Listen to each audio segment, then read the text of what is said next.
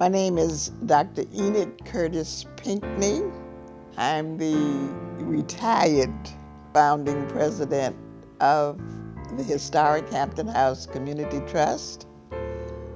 And prior to that, I served as a teacher, counselor, and assistant principal in the Dade County school system. I was born in Overtown,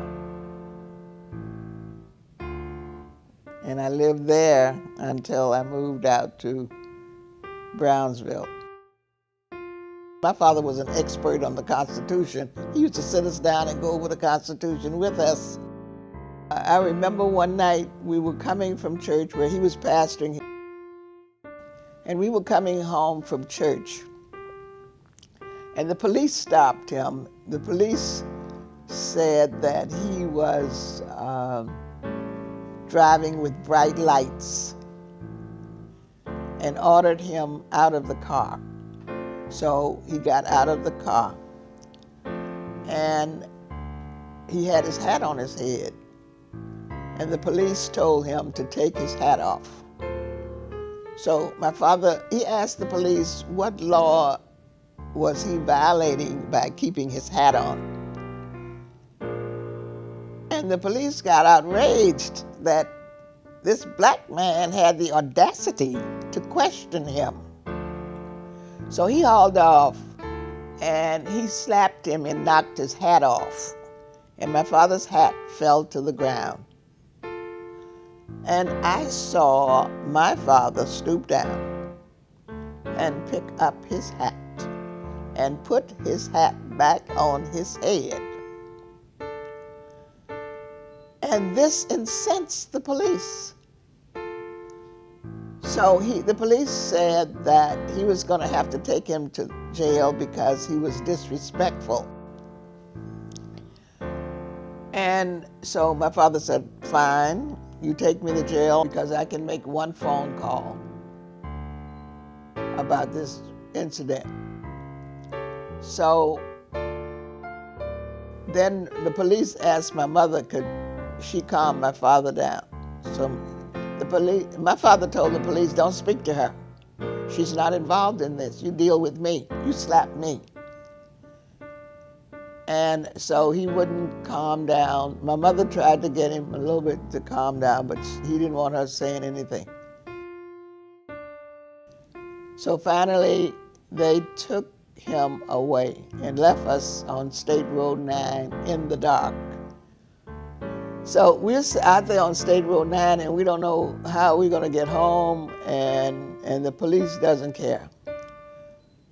So, but when we looked, we saw a police car coming, so my mother said, see, I see a police car coming, and maybe they sent somebody to see if we're okay.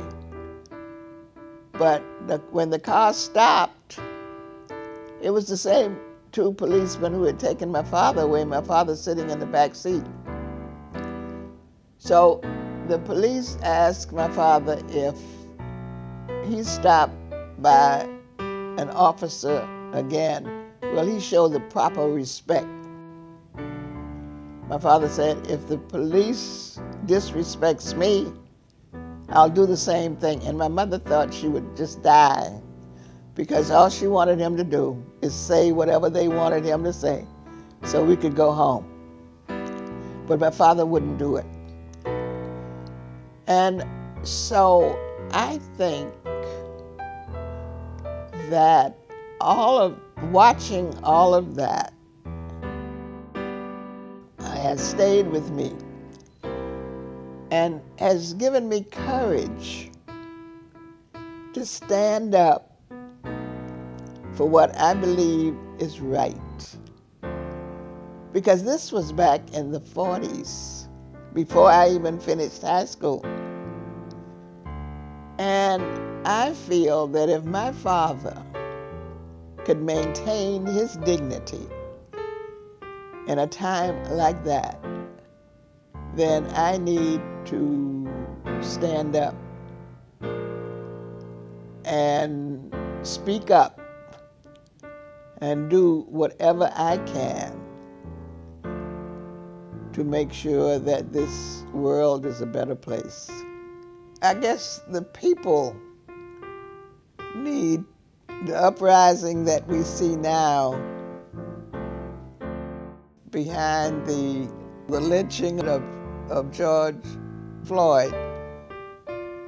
I think we need more participation of citizens in the community